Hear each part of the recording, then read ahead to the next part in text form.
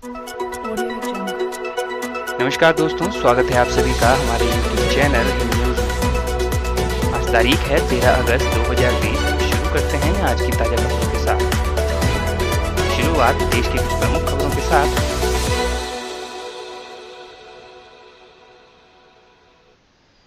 हिमाचल में कोरोना का जोरदार विस्फोट, प्रदेश शाम तक 116 नए पॉजिटिव केस। रोग प्रतिरोधक क्षमता बढ़ाएगा हिम हल्दी दूध। प्रदेश में 10,000 घर बनाएगी सरकार, आवास योजनाओं के तहत होगा निर्माण। गैस लीक होने से एलपीजी प्लांट में धमाका। किन्नौर में बाढ़, सतलुज नदी पर बना पुल बह गया। राज्य स्तरीय स्वतंत्रता दिवस समारोह में परेड को मिली मंजूरी। हिमाचल में पहली बार एचएएस समेत आधा दर्जन भर्ती परीक्षाएं उपमंडल स्तर पर होगी। हिमाचल में कोरोना का जोरदार विस्फोट हुआ, प्रदेश भर में आज शाम तक 116 नए पॉजिटिव केस आने से हड़कंप मच गया। इस दौरान कांगड़ा के डमटाल के संक्रमण के शिकार एक पत्रकार की मौत भी हो गई। कोरोना के सबसे ज्यादा मामले जिला सोलन में आए हैं। सोलन में 50 नए मरीज आने से हड़कंप मच गया। अकेले बीबीएन से ही 30 नए केस सामने आए हैं। इनमें नालागढ़ से 7 और बद्दी के ही 23 लोग कोरोना पॉजिटिव पाए गए हैं। वहीं चंबा जिला में 24 नए केस सामने आए हैं। इनमें से 13 धड़ोग मोहल्ले के और 7 चमेरा पावर स्टेशन खैरी पर तैनात सीआईएसएफ के जवान के हैं। उधर कुल्लू के नग्गर में सेब सीजन को पहुंची लेबर के 17 लोग पॉजिटिव पाए गए हैं। कांगड़ा जिला में सामने आए 13 मामलों में 2 मरीज कांगड़ा के हैं और निजी हॉस्पिटल में सामने आए हैं। उधर सिरमौर में 10 नए मामले आने से टेंशन बढ़ गई है। पांवटा साहिब में हाल ही में पॉजिटिव पाए गए नायब तहसीलदार की पत्नी व बेटा भी संक्रमित पाए गए हैं।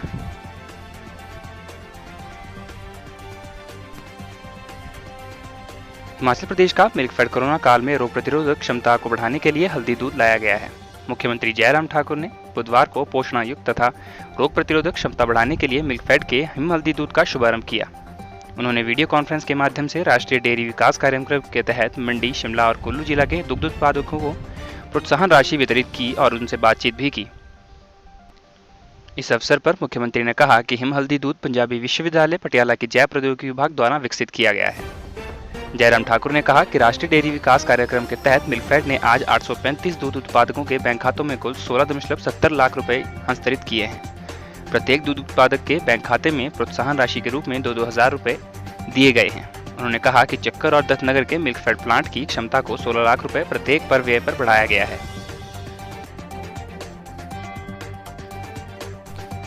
प्रदेश में 10,000 घर बनाएगी सरकार। मुख्यमंत्री जयराम ठाकुर ने कहा कि राज्य सरकार ने गरीबों और दलितों वर्गों के सामाजिक आर्थिक उत्थान के लिए अनेक योजनाएं आरंभ की है। सरकार का प्रयास है कि प्रदेश सरकार की नीतियां एवं कार्यक्रमों के लाभ समाज के आखिरी पायदान पर खड़े व्यक्ति को मिल सके। मुख्यमंत्री जयराम ठाकुर ने बुधवार को वीडियो कॉन्फ्रेंसिंग के माध्यम से सराज विधानसभा की विभिन्न योजनाओं के लाभार्थियों के साथ बातचीत की। इस अवसर पर सीएम ने कहा कि यह पहली बार है कि राज्य सरकार ने विभिन्न आवास योजनाओं के तहत प्रदेश में 10,000 घरों का निर्माण का लक्ष्य रखा है। उन्होंने कहा कि मुख्यमंत्री राहत कोष संकट की घड़ी में राज्य के गरीब लोगों के लिए वरदान साबित हुआ है। मुख्यमंत्री ने कहा कि राज्य सरकार के वर्तमान काल के दौरान प्रदेश में ग्रामीण विकास विभाग द्वारा ग्रामीण क्षेत्रों के विकास के उद्देश्य से कई योजनाएं आरंभ की गई है। मुख्यमंत्री 1 बीघा योजना सफल साबित हुई है, क्योंकि इसका लाभ उठाने के लिए लगभग 5,000 परिवारों द्वारा अपना पंजीकरण करवाया गया है। सीएम ने कहा कि केंद्र सरकार किसानों के कल्याण के लिए हमेशा प्रतिबद्ध है। प्रधानमंत्री किसान सम्मान निधि योजना के तहत राज्य में लगभग 9,12,078 किसान लाभान्वित हुए हैं। गैस लीक होने से एलपीजी प्लांट में धमाका। औद्योगिक क्षेत्र कालाब में एक उद्योग में बुधवार सुबह करीब 9 बजे एलपीजी स्टोरेज सिलेंडर में अचानक लीकेज से जोरदार धमाका हो गया और आग भड़क गई। इसकी चपेट में आने से 26 वर्षीय कर्मचारी पूरी तरह से झुलस गया। उसे तुरंत कालाब के निजी अस्पताल में शिफ्ट किया गया है, जहां से उसे पीजीआई चंडीगढ़ रेफर किया गया। कालाम पुलिस हादसे ने कारणों की जांच में जुटी है। कालाम के जोड़ू स्थित एनएस स्टील उद्योग में 2000 किलोग्राम एलपीजी स्टोरेज सिलेंडर में अचानक लीकेज से यह हादसा हुआ है। आग लगने की सूचना मिलते ही स्टेशन फायर ऑफिसर नहान पीएसएन, कालाम फायर चौकी के प्रभारी राम कुमार और लीडिंग फायरमैन जोगिंदर सिंह के साथ मौके पर पहुंचे। 20 मिनट के भीतर आग पर काबू पा लिया गया। उद्योग में धमाके के बाद भड़की आग ने कंप्रेसर यूनिट, पावर यूनिट, मेंटलिंग यूनिट और डाई यूनिट को भी चपेट में ले लिया। उधर स्टेशन फायर अधिकारी पीएस सैन ने बताया कि आग से करीबन 10 लाख रुपए का नुकसान हो गया है। किन्नौर में बाढ़, सतलुज नदी पर बना पुल बह गया। पिछले मंगलवार देर रात करीब 12 बजे किन्नौर जिला के रिस्पा पंचायत क्षेत्र के होल्डो नाला में बाढ़ आने से सतलुज नदी पर बना पुल बह गया है। इसी तरह सतलुज नदी का जल स्तर बढ़ने से रिस्पा गांव के नदी तटवर्तीय क्षेत्रों में भूमि कटाव शुरू होने से कई ग्रामीणों के सेब के बगीचों को भी खतरा पैदा हो गया है। हरिस्पा गांव को जोड़ने वाला संपर्क मार्ग सहित ग्रामीण की 3 सिंचाई कूलों व पेयजल आपूर्ति लाइनें भी पूरी तरह से क्षतिग्रस्त हो गई है।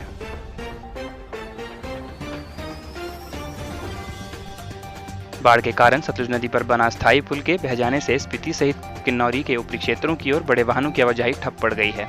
वहीं सतलुज नदी के सिल्ट की मात्रा काफी अधिक बढ़ने से सतलुज बेसिन पर बनी 1000 मेगावाट की करछम वांगतू सहित 1500 मेगावाट की नाफ्था जाखड़ी परियोजनाओं का भी उत्पादन बंद करना पड़ गया है।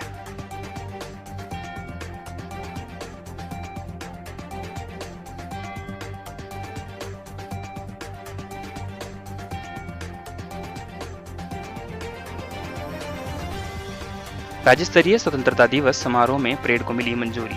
जिला मुख्यालय कुल्लू में राज्य स्तरीय स्वतंत्रता दिवस समारोह में मार्च पास्ट को मंजूरी मिल गई है। यहां मुख्यमंत्री जयराम ठाकुर 74वें स्वतंत्रता दिवस पर तिरंगा फहराएंगे।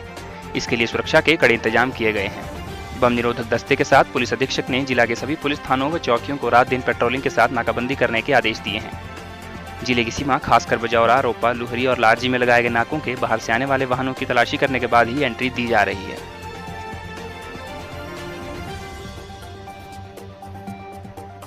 घर बैठी महिलाओं से भी हुई है ठगी। कोविड के संकट काल में महिलाएं भी साइबर क्राइम का शिकार हुई है। महिला आयोग की एक रिपोर्ट में खुलासा हुआ है कि कोविड काल में हर माह 50 से ज़्यादा शिकायतें ऐसी आ रही हैं जिसमें महिलाओं को सोशल मीडिया पर मैसेज व अश्लील वीडियो भेजकर ब्लैकमेल किया जाता है। वहीं ऑनलाइन पैसों के लेन देन के बाद भी लड़कियों को परेशान किया जाता है। वहीं महिला आयोग ने कॉलेज व राज्य के अलग अलग क्षेत्रों में जाकर ऑनलाइन साइबर ट्रेनिंग देने के बारे में जागरूक करने का फैसला लिया है। इसको लेकर कोविड काल में वीडियो कॉन्फ्रेंसिंग के माध्यम से महिलाओं को साइबर क्राइम पर जागरूक किया जाएगा। गौर हो कि हिमाचल में साइबर क्राइम का खेल खेलने वाले हरियाणा, पंजाब और बाहरी राज्यों से शातिर ही होते हैं।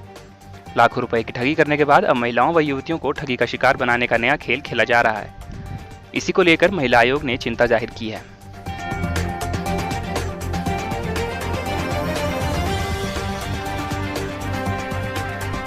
हिमाचल में पहली बार एचएएस भर्ती परीक्षाएं मंडल स्तर पर होगी। हिमाचल में पहली बार मंडल स्तर पर भी एचएएस समेत करीब आधा दर्जन भर्ती परीक्षाएं ली जाएंगी। कोरोना संकट के बीच सामाजिक दूरी का पालन करने और अभ्यर्थियों की सहूलियत के लिए राज्य लोक सेवा आयोग ने पहल की है। इसके अलावा तहसील कल्याण अधिकारी, सहकारी बैंक में असिस्टेंट मैनेजर, नगर निकायों में कार्यकारी अधिकारी और सचिव की भर्ती परीक्षा भी उपमंडल स्तर पर ली जाएंगी।